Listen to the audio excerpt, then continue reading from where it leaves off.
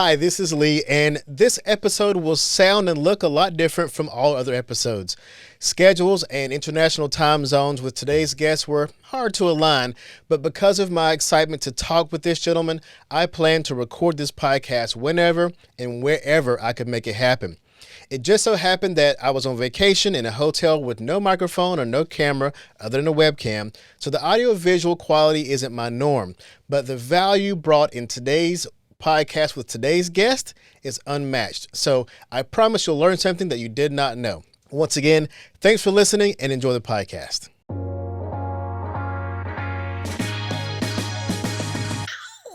You're listening to the Business of Marketing podcast, where we have conversations with some of the most influential and thought-provoking minds in marketing, sales, and business.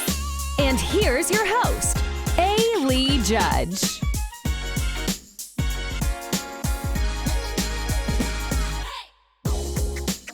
Welcome again to the Business of Marketing. I'm A. Lee Judge.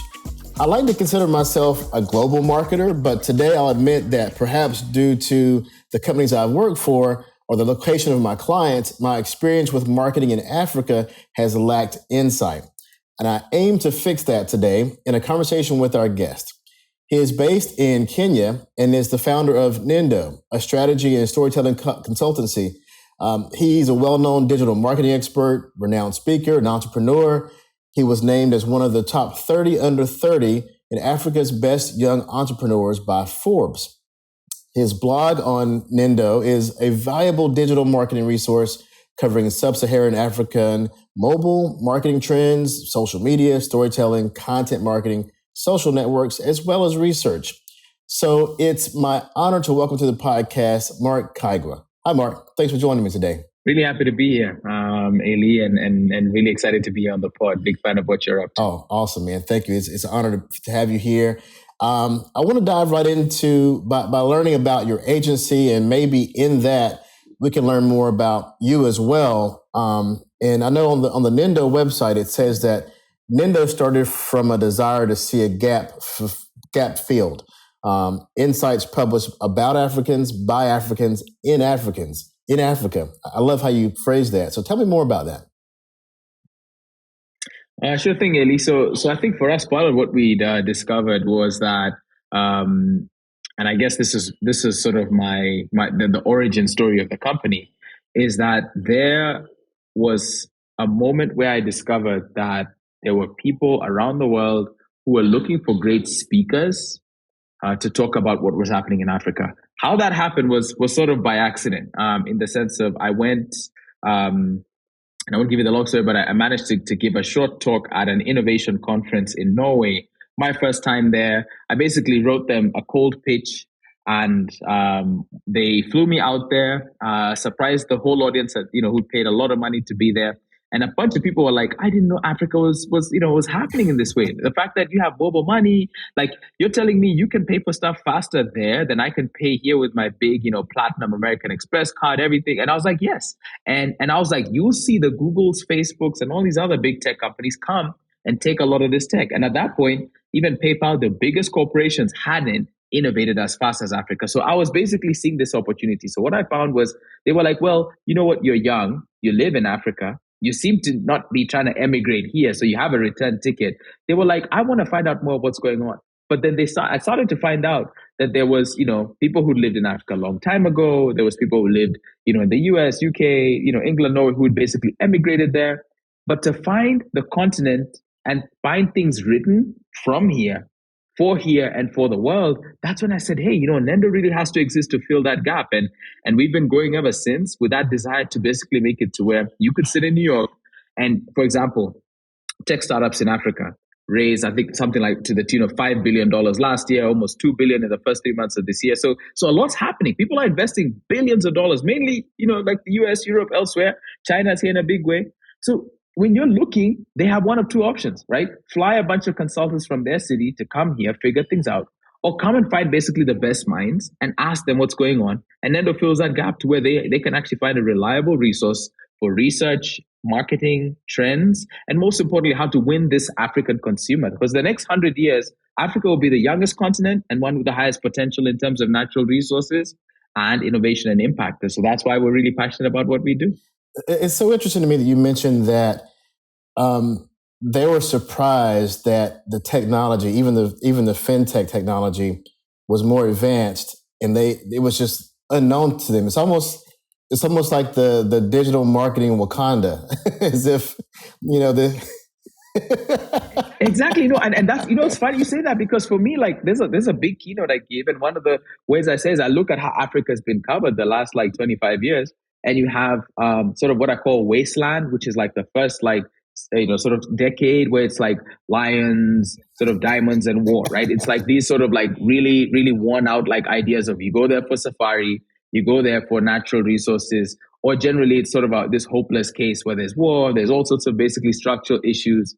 And then there was what I'd call the Waka Waka period, which is, if you remember the 2010 World Cup in South Africa, the eyes of the world went there and they were like, oh my gosh, South Africa, very unsafe, this, that. A lot of like, again, stereotypes, but it was an immaculately put together global feat that had people saying, wait a second, maybe I've fallen for that single story about the continent. And then I love what you said. The third phase is the Wakanda phase. This idea that, we're sitting on this natural resource, what in the Marvel movie they call vibranium. And that's our mind, our intellect, our technology, our customs. And then we're becoming net exporters. If you look at the Billboard Top 100, they had so many Afrobeat songs get in there, get onto the top 10 to the point they said, you know what, fine, we'll give you your own chart. You'll still dominate ours from time to time. But the fact here is that we're becoming a net exporter of stories, social media trends, content, music, and culture, to where Africa, you can't just know it. At least you would hope that people don't just know it for one thing. But thanks to the internet, it's become flat. And so, like you said, fintech is probably one of the leading areas, but there's so much more. And it's interesting that not only is it a stereotype, but I can tell you from an American's perspective, it's been taught. It's not just like rumor or, from media to movies and entertainment. It's been taught that it's just, what were the three things you said? Like safari and lions, diamonds, and war. So that's just it's like it's these really worn out ideas that are really. And here's a funny thing: to some extent they are true, but the problem is it's this famous TED talk of this Nigerian author Chimamanda Ngozi Adichie. She says that's all true, but it's an incomplete story. And if that's all you buy into, you miss so much of what else we have to offer. And thankfully, at least thanks to content, we're making it hopefully a bit hard to ignore. In music, you could go to a cafe in London or New York, or be sitting in LA, and I mean, Drake just put out an album, for instance, and Black Coffee, this South African producer, is one of the big producers on that. It's like the small little touches where you're getting this feel for where it's like Africa's making itself hard to ignore. And that's the other thing, Africa is not it's not a country, as we say. So it's 54 different sovereign, independent countries. But yeah, we have a lot in common. And ultimately, we're just trying to, again, reframe the narrative. So tell me this, as I admitted earlier, that I myself have a gap in understanding marketing from an African's perspective.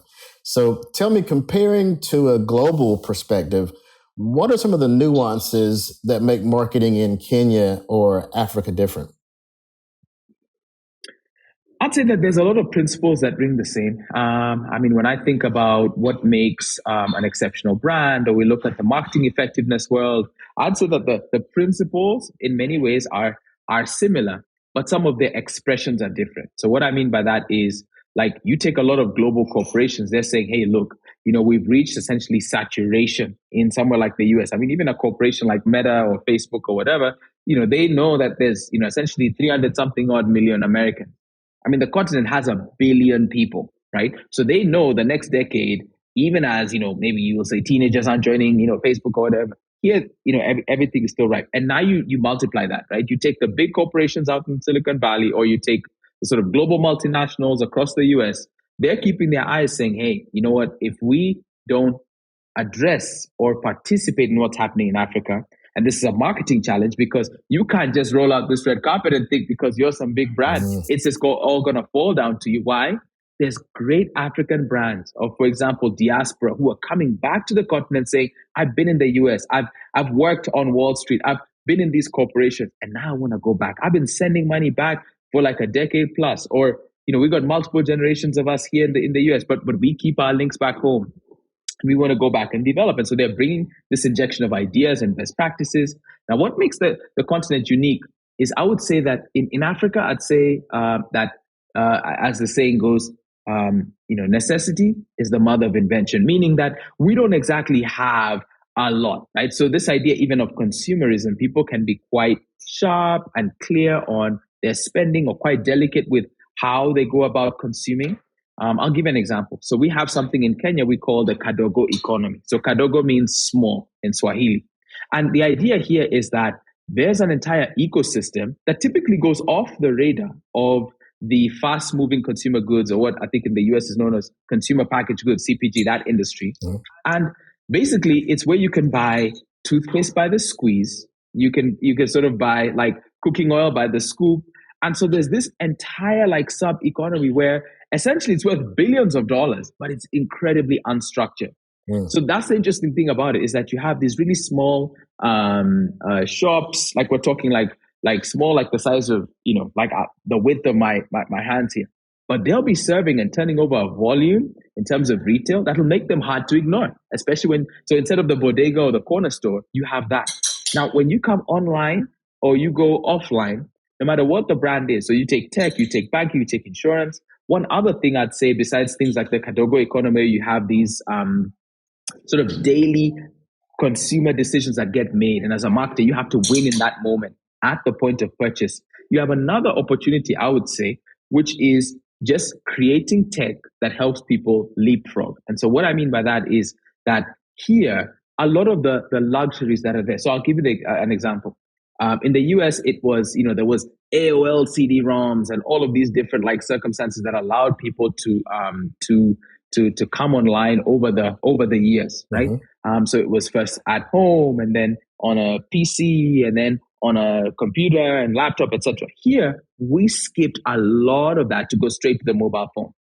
And then on top of the mobile phone, so many things have been built that it's completely disrupted the idea of even what a bank is or what a financial services company is. So we have a lot of almost innovative and unique opportunities being carved out here, like I said, that we then exported. So you look at certain ways that something like Kenyans sometimes will just laugh and say, like we look at Venmo or we look at these, American corporations, like it took you how long to do that? Like we were doing that back in like the early or mid 2000s, because that's who we are. We leapfrog what's typically a 10-year journey with a lot of infrastructure and heavy costs. And it will be similar, in the US, let's say there's 5G, and we're not there yet with 5G just yet. But when we get there, trust me, I'm telling you, Ailey, the things we'll be able to do and the ways it'll be able to impact the economy will now create their own set of opportunities. So that's what's so exciting about here, is that you have both this opportunity for invention and then this incremental innovation that's happening, whether it's like at the really, really small level, because the truth about it is, economically, Africa has some challenges in the sense that, society-wise, income-wise, earning-wise, institution and governance-wise, we still have some ways to go, right? Especially a range of the countries here. But potential-wise, we're unrivaled and unmatched. That's the exciting thing about it. What's interesting to me about what you said was that, so brands outside of Africa they need to be careful about how they approach the market and not underestimate the African market. And they need to learn how to correctly approach that market, because it sounds to me that, especially with time, that market may not need them. It may not need outside companies, because at the same time, there are companies and technologies developing within the continent, in the countries, where we as in outside of Africa or US, maybe learning or needing not only historically like it was the natural resources, but also needing the technology resources, and definitely the population of consumers will be needed. So it's really interesting for me to hear that perspective. Absolutely, and I think part of what makes it interesting being here is that it's always so intriguing how you like I still watch. We have clients in the US, for example, as Nindo. We have clients in Europe, and we very much see ourselves as a global or Pan-African organization, even though like we're based out of Nairobi. Like even right now as we speak, we've got campaigns happening in because the continent is, like I said, pretty big. So we have francophone countries that speak French predominantly. So we have some marketing campaigns happening there. And there's certain nuances and differences there in how they see the world, how they speak, how they see themselves. You've got Portuguese speaking countries here, and we have some campaigns going on there in addition to research projects really all over the show. And really, that diversity of both opportunity and of learning is humbling in a way, because that's the idea is, you have obviously the McKinseys, the Big Fours, all these big corporations that come here and say, look, we're going to pitch up shop, and anyone who's expanding this way, will knock on our door. And here's the funny thing: it's Africans who are actually there speaking for what's happening and what the opportunity looks like.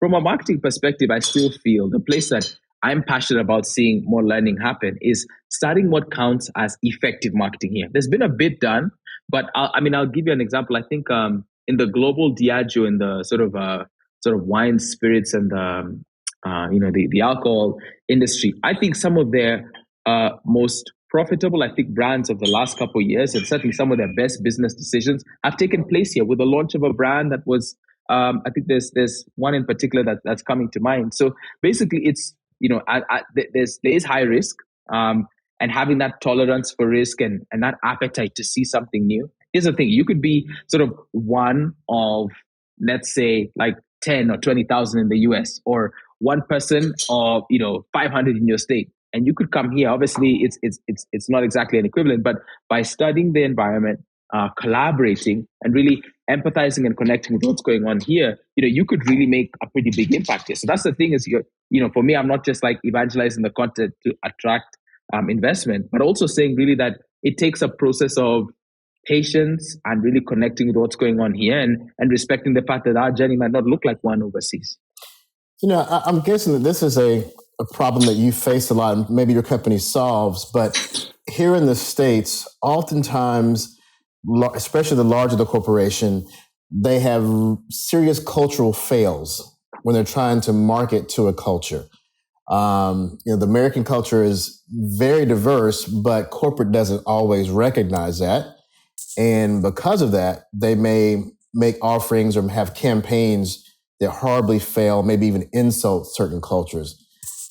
I'm wondering, is that something that Nindo can do to help, foreign countries who want to market to Africa? And also, have you seen examples of companies outside Africa trying to market into Africa and have some fails?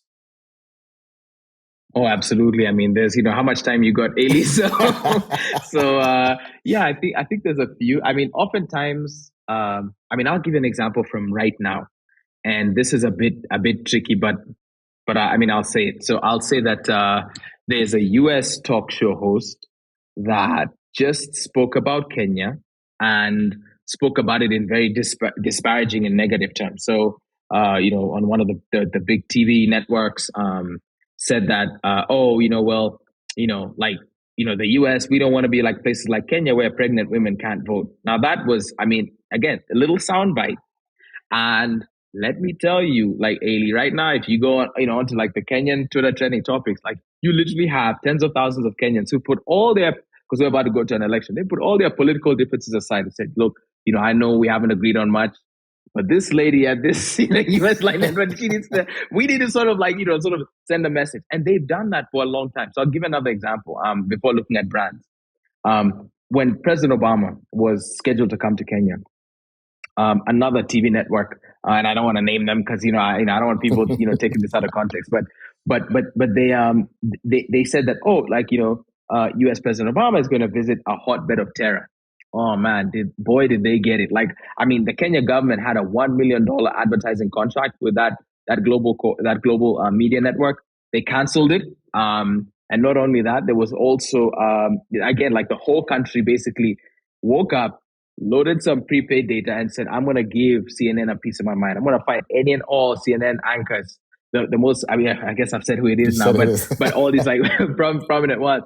And then the one from like today or like the last couple of days, someone at Fox News, just showing that it doesn't matter what side of the spectrum you're on. You can be left leaning or right leaning. Like Kenyans generally are so so protective of their perception because they know that already there's this whole the Africa they never show you, and they already know that there's people with such a limited worldview that they're like, the last thing we want is anyone taking anything out of context. Anyway, fast forward that example from a few years ago, and CNN had to send its highest ranking executive outside of, I think, the former CEO, Mr. Zucker, to fly here to go to basically State House where the president stays and deliver an apology, right? Like to these sort of nameless faces of internet users who basically called out CNN. On top of that, I think there was just a moment of reckoning where both presidents and many corporations started to call Kenya a hotbed of innovation, a hotbed of opportunity, a hotbed of investment. So that's sort of on the interpersonal side, and that just tells you a bit about how Kenyans are. Now, on the corporate side, there's been, I think, a number of like these mistakes and faux pas, and I know what you're saying. So I believe there's an airline that came here and had, I think, a photo of their plane landing and some giraffes. And people said, hold up, excuse me. No need airport, I bet. Yeah, Kenya is known as Silicon Savannah. You got to talk to us about tech. Like we have technologically driven ideas. We're way beyond sort of the whole safari thing. And you certainly wouldn't advertise to us with that in mind. You can advertise to people in your country about the safari, but for us, you got to give us something else to go on. So I think it is examples like that. And what's the funny thing about it is it's a recurring trend. What happens is basically, you can imagine, like if the whole of the US woke up and somebody spoke badly of the US and they're based overseas. And people basically put all their political and ideological differences aside and they say, let's all go and target that. That's sort of what Kenyans tend to do online, because there's a way that they take up this idea that the perception of our country is more important than any one of us. And brands are no exception. So they put brands in check for whatever mistakes they make. And even local brands are held to account. Like if it's a multinational with a campaign they don't feel is representing the country well or is speaking to a particular demographic, like you said, they'll check them. And that tends to keep brands honest, especially multinational corporations. And they'll apologize, they'll make all sorts of restitution and say what they need to, because they're like, hey, look, we're going to learn, we're going to get better, and we're going to get local people on the ground to be our eyes and ears rather than shipping things off from a global perspective. Wow, that's fascinating to me, because I'm always very interested in, well, of course, we're marketers, we want to understand our audiences, and not just from a local perspective or a country or a continent. I want to understand, where are these companies and organizations? It's always interesting when you hear a headline about a fail, like when you hear someone made a major faux pas, and your first thought is, well, who was in the room? Who let this happen? Or why did they not have enough perspective or diversity in the room for somebody to raise their hand and saying, for this demographic, for this country, for even maybe the whole target audience, this does not work. Is anybody in the room who can actually, vet this out? And I think from just within a nation, let alone beyond one, diversity, now that the world is becoming more global, more companies do work globally. I think companies, even if they're a European-based company, a US-based company, an African-based company, we're getting to a point now where we need diversity in the room from other countries, from other cultures. Because oftentimes I see companies say, well, we're going to have a diversity initiative. We're going to hire more women from the same country, from the same neighborhoods, and they're not really getting an intellectual diversity, let alone saying, well, if we have a global product, is our boardroom, is our marketing team global? Does anybody understand Africa, Europe, Australia before we go to sell to these people? And I think those are probably the roots of a lot of fails. Absolutely. And in fact, I think with that, the other thing that I like to sort of check, especially with international clients, is sometimes they get the impression that, like a country like Kenya, where I'm sitting in and dialing in from now, and that we're sort of waiting for them to arrive. Yeah. I mean, the interesting thing is that, and this is sort of like a slightly contentious like topic, but Africa is both determining for itself, and then there's a sort of global race around influence that's seeing China want to make its own sort of presence here. It's seeing Europe want to make its own presence here. It's seeing Britain, since they left the European Union, make its own presence here. Then America, and not even sort of some of the South American countries. So it's this idea that like for the longest time, for instance, I would, like learn about the rest of the world through like a Washington lens, through the Voice of America, through CNN. And then, China starts to say, well, we don't want that. So they come in here and like, oh, Nairobi is going to be our Africa bureau for like our global television network. And even like, same with the BBC. Like, I think they're the largest, essentially, basically newsroom and office outside of London, right? And the BBC is global, right? It's in Nairobi as well. So there's this idea that, hey, we want to control a bit of the narrative, at least influence it. And even business wise, there's some, something say like, oh, I got, we got Amazon, we got this, that, you name the American corporations. And there's equivalents, either African made, African led, African owned, or in some cases, European funded or European like extensions, or likewise from China. And so it's this idea that no one is sort of waiting for you to come. The opportunities are sort of being taken up and being built, and the infrastructure is. And it's a journey. I think just where, you can't afford to sort of like, in fact, for me, one of my big things I say is you can't afford to not at least get what I say, some Africa in your newsfeed, right? Like, this like with the algorithms, I'm always challenging people. I'm like saying, if you don't see enough about the continent, you need to follow some different creators, you need to follow some different people on YouTube, elsewhere, because you just want it to be, you want the algorithm to be serving you up a bit of that, in addition to what you already like, already know, and already are drawn to. Because that's the challenge I'm putting to people. It costs you nothing to find some great creators, read like some of Nindo's trend reports, so I can recommend other people too. Because it's that idea that at least you're just refreshing yourself globally without ever really leaving your, the seat of your chair, or your state, or your town. So that's always an encouragement for me. And marketers who do that might find that now in this just like what you said, in this diversity of ideas, just simply by making sure I'm drawing on multiple sources, I'm more creative in the Bay Area. I'm more creative in, the Midwest or whatever, because I'm able to cater to these different positions and perspectives, because I'm not just, sticking to what I know and sticking to what I'm used to. You have just given me an action item. I will do exactly that, to start following more people, to make sure, because you're right. If I look at my feed, it's typically US, Canada, Europe, and some Australia. Other than maybe you, I don't have much Africa in my timeline. So that is my action item that I'm going to take. I want to tell our listeners that is your action item to take, to find more Africans and put them in your timeline so that you can remove perhaps some of your own biases and learn more about what's going on. Because they're not waiting for us to come to them. They got their own thing going on, right? Absolutely right. So I want to ask you this, Mark, and correct me if I'm wrong, but you recently gave a talk on what you call the 22 marketers mindset. Is that right? Yeah. So I think for me, exactly. So I'm always trying to give these trend talks to set the table really for marketers, communicators, and professionals who have the chance to influence people's perceptions or their buying behavior. That's right. So in that 2022 marketers mindset, what should marketers be thinking about this year, you think? So I think for me, if I look at Kenya and sort of speak to Kenya first and then look to the rest of the continent and something that applies to this audience. So Kenya right now is in an election year. In fact, I want to say about 31 days, give or take, we'll be going to the election. And typically what happens as marketers is that I'll give a bit of history. Election years tend to be in such a way that I think the analogy that I've heard is that in a place like the US or globally, you have unpredictable campaigns and then predictable results. So what that means is that you could have so and so leading, and the polls keep changing, but then by the time it's done, there's sort of this declarative outcome, and we see this transition of power, whatnot. On the continent, to some extent, right? And this is part of what makes some of those negative headlines that people get a bit cross about in Kenya and elsewhere.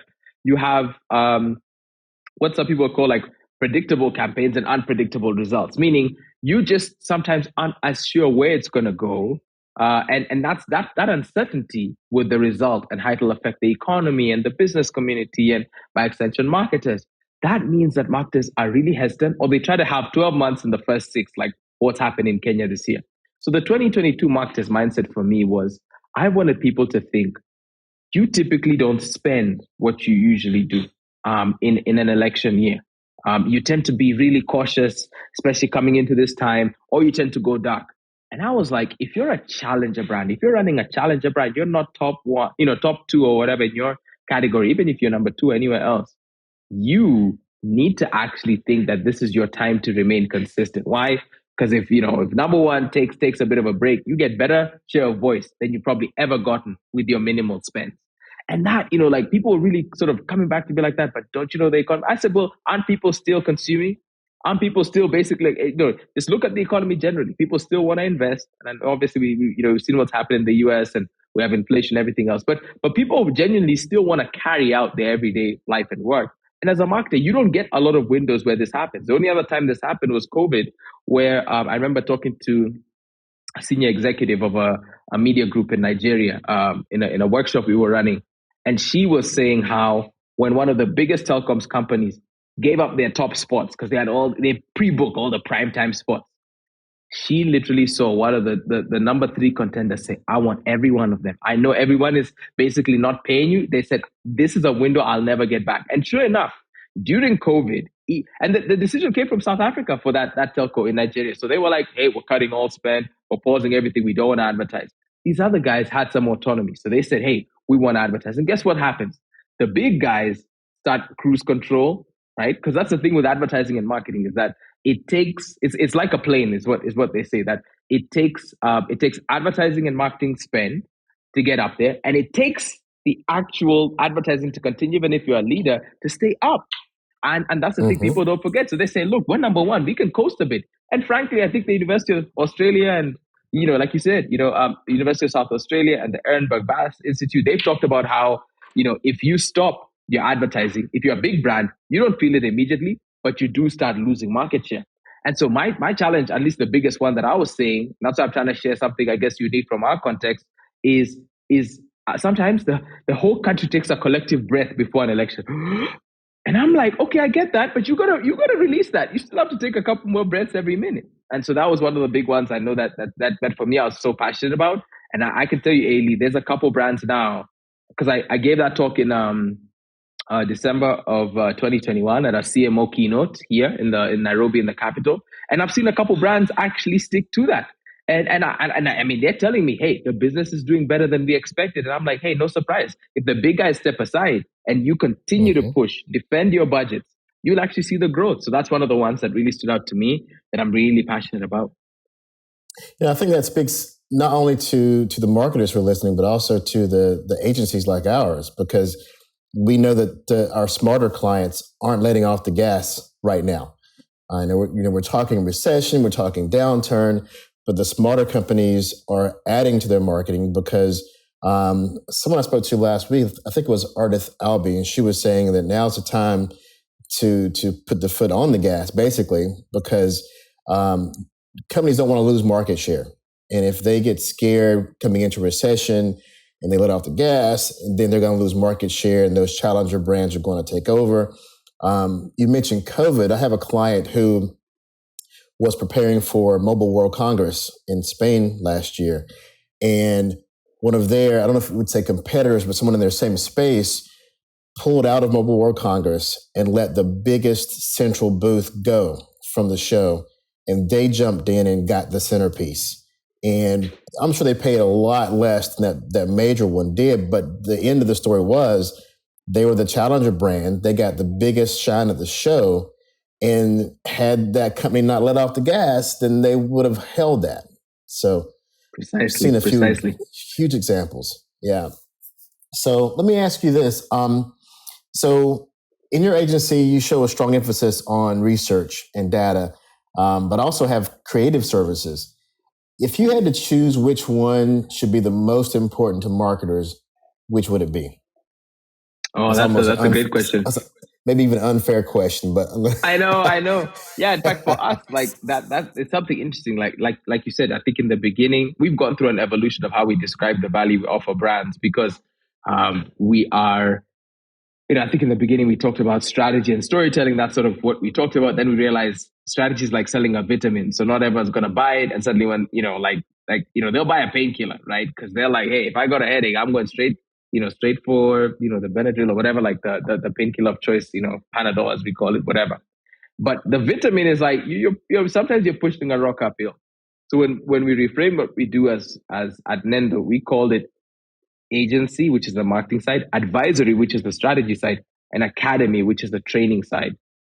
And what we realize is, one, with training, we can train competitors. So they can sit in a room, sometimes they'll fold arms and look at each other, but they'll get some really great, learning experience and a knowledge experience from us in a workshop setting.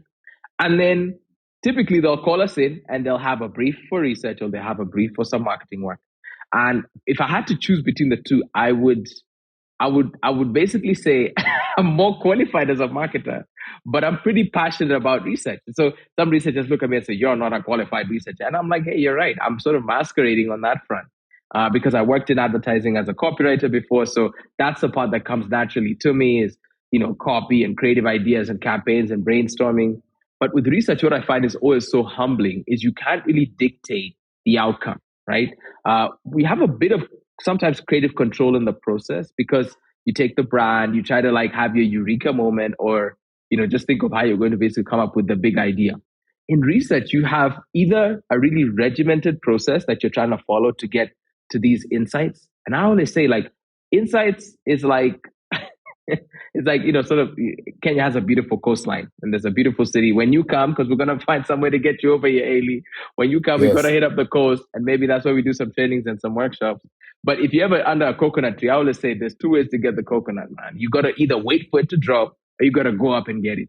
And with insights, you got to go up and get it every time. And I always push my team. I say the insights are not going to just sort of fall by accident. You have to earn them each time.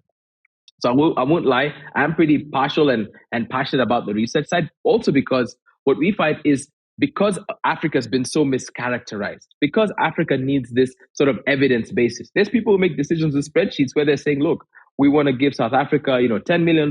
We're going to give Kenya $3 million. And sometimes we're like, hey, look, is it research you need, on the middle class, on its growth, on sort of like the category? Because some of the big research companies from the US might not be here, but hey, there's a Nindo here to make something happen for you. And if that helps you to raise basically what we call, that rising tide lifts all boats, that you send a $2 million extra, it helps the TV stations here. It actually helps the digital ecosystem. It helps the influencer marketers here. It basically impacts us when we just make any sort of blip that raises the investment that happens in marketing. So I find that evidence tends to achieve that, whereas marketing's job is to basically deploy that capital and those resources in a distinctive and memorable way to make an impression and sort of win hearts and minds, as it were. So you got me, sort of like caught in two worlds, but I'd probably say the research side excites me because I've watched it make a real difference, even for companies where I didn't benefit,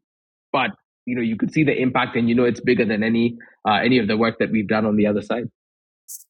I ask you that question because, typically I set that question up before I ask the question, but I did it to you this way. I'll ask you the question first, but it's because I see so many agencies, you and I both having agencies.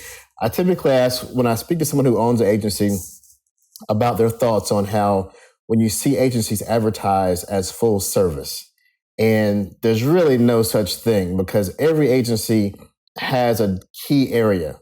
They're almost all, I think the best ones are a bit more T-shaped. They go deep in a certain area. Maybe they began somewhere. Maybe it began in research or began in creative or whatever. And that's their core competency. And I like that you frame that what you know what your core competency is, what you like to do, but you also understand and work on the research because it supports the core competency. And, aside from the big global agencies who have grown for years and years to be able to do lots of things, I think it's fair for anybody looking out or seeking an agency to ask the question, what is your core? Where did you come from? So they know they're not, because full service is often a false narrative, I think. Absolutely. And it's a bit of a cover up. I think you're right. And I say that with the most respect because I have some great colleagues and sort of, industry folks like I imagine you do who they run full service shops. And so I'm always like full service. Yeah. Give them a bit of a wink and sort of say like, hey, you keep that going because us niche players, we want to be a bit agile. We want to try to dominate a category to the point where people would be like, hey, look, I'm going to give you 3 insurance companies. You just set up sort of, as they say, sort of Chinese walls. This team doesn't know what that team's doing, whatever, because you're bringing category experience in delivering certain outcomes, marketing wise, that's distinguishing you over others. And certain organizations, I think in the agency space, get really good at that. And I think like for us, like you rightly said, right now one of my big priorities is making sure that we get better, creatively speaking. As far as like our big picture, big thinking. I mean, we have a pitch that's going to come soon, and I remember the client looking at me and saying, "Mark, you impressed the CEO with the group CEO with the research side. In fact, that's why you guys have a shot in the first place, because you're going up against the big guys." But they said, if you really want this, I'm going to give you some advice, right? You better go out, because it's not you and it's no one on your team.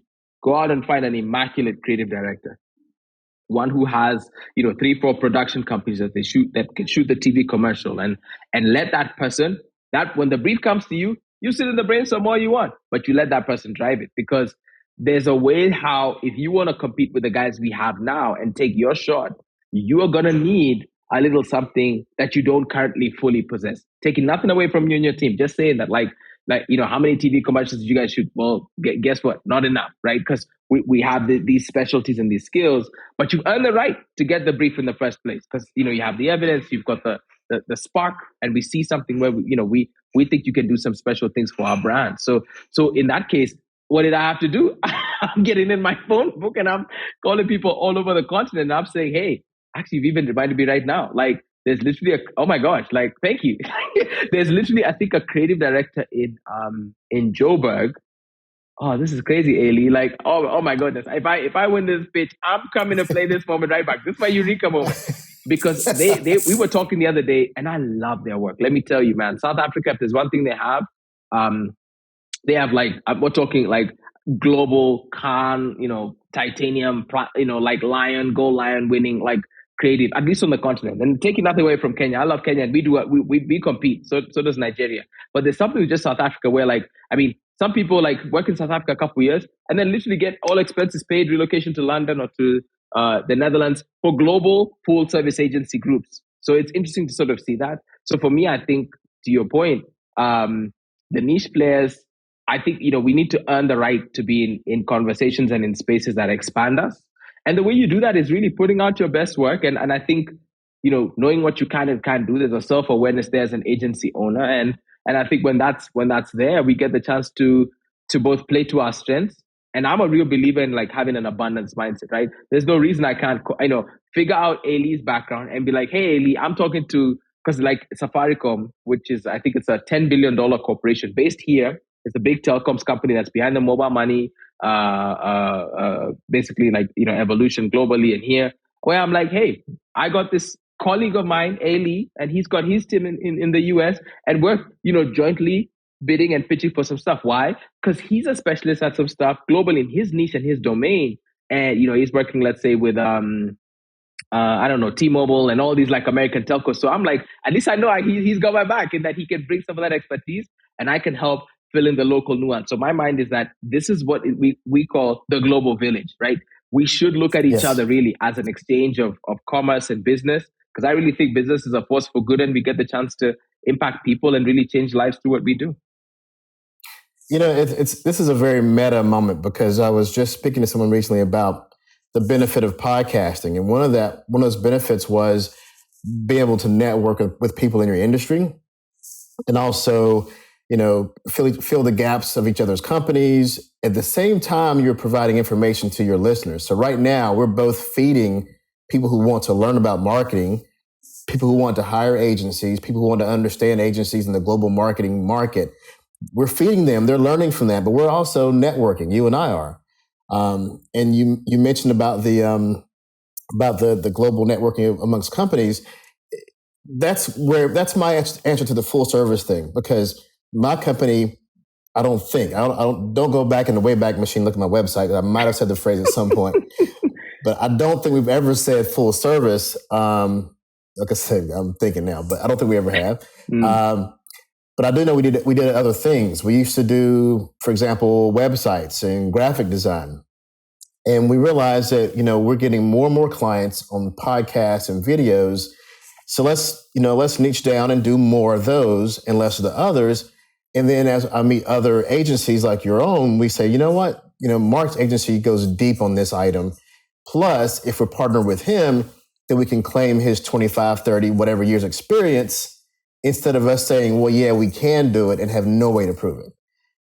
And so I've done that with other companies. I have companies who, in fact, one of our initiatives is to look for agencies who claim full service, but don't do podcasting or don't do video, because we know we can help them say yes more often.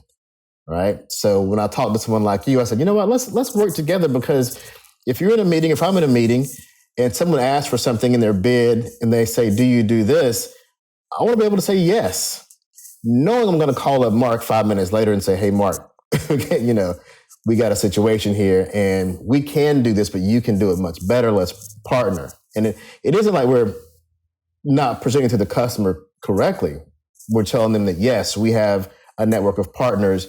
And instead of us playing the full service role and giving you a half product, we can pull together agencies of experts and truly provide you a full service solution, because we're all deep experts in those things. So I like the way you phrase that, because we do need to have this kind of village, so to speak. Yeah, I think for us, the way that we look at it is we, at Nindo, what we say is we have sort of two types of teammates here. So we have what we call natives, right? So again, example of a village. So we're like, hey, we're natives. We live here. We show up sort of, a 9 to 5 or whatever, and are like, you're going to find us around. And then we have what we call nomads. So nomads we got like a couple nomads in different cities of northern Nigeria. We have a nomad in Abidjan in the Ivory Coast. We got sort of about three of them in Accra in Ghana. We have about 5 split across South Africa, from Joburg to Durban to Cape Town. So when you start adding up, like, people are like, whoa, like, this is a pretty big team. I'm like, yes, but it's what I'd call nomads and natives. So we activate nomads, and some of them, honestly, they become like, a real core part of the team, because they'll be on, let's say, for essentially 2 weeks out of a month, especially on certain projects. So it feels like they're part of the organization.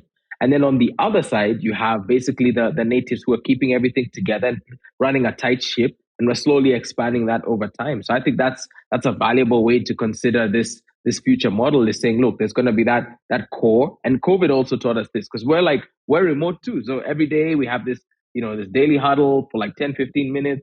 Everybody's saying what they're doing, and they dial in from wherever they're at. And that's the exciting thing about it. Like you said, it's like 5 minutes later, I'm calling you, putting you on as a nomad, and next thing we know, we got some business to do. Absolutely, man. Wow. Well, Mark, it's been a complete pleasure speaking with you, and I look forward to talking with you more and developing a relationship. I like what you're doing.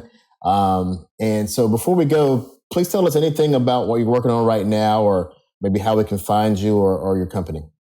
Sure. So I think there's a couple of things I'm really passionate about that I appreciate the opportunity to plug. So thanks, Ailey. So if you'd like anything on our website, so you're thinking about Africa, you're thinking about social listening or social media data, that's one of the sort of the things where like probably elite at on the whole continent at is social media data, where we compete really well on research broadly. And then, like I said, on the creative side, we're good.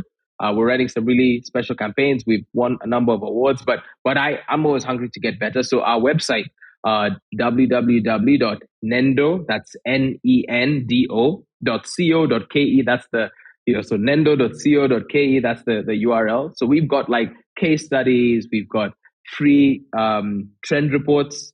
Like, for example, if you're just looking to understand how Kenyans use their mobile data, like, one of the few, actually, it's the only country in the world where Netflix is free is Kenya, right? Exactly. So you pay for Netflix where you are, we get it for free, but there's a couple like catches. So even Netflix has said, look, of all the countries in the world, 200, something, whatever, like, we're going to go innovate in Kenya. So if somebody's looking for that sort of innovative research, we have free reports on our website for that. The other thing I'll quickly plug is the elections are coming, and misinformation, disinformation is a big thing here. So we have an online quiz. It's just about to launch called Stop, Reflect, Verify. So it's at stopreflectverify.com. So just really excited to just have, anyone give us some feedback if you have some ideas. What I'm always saying is, you have listeners here, and if you're listening to this, you have experience, you have ideas, you have something to offer, reach out. Like, I'm again, abundance person. You could be in whatever country you're hearing this, treadmill, sort of like driving somewhere. And I would just love to connect, because I'm always hungry to build my network and and to have an exchange of ideas about what the next decade holds. And I think Africa is really the place to be. So happy to make your acquaintance and share.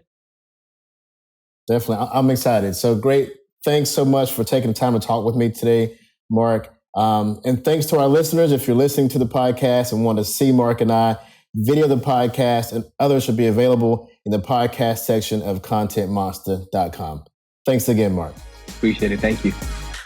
Thank you for listening to the Business of Marketing podcast, a show brought to you by contentmonster.com, the producer of B2B digital marketing content. Show notes can be found on contentmonster.com, as well as aleejudge.com.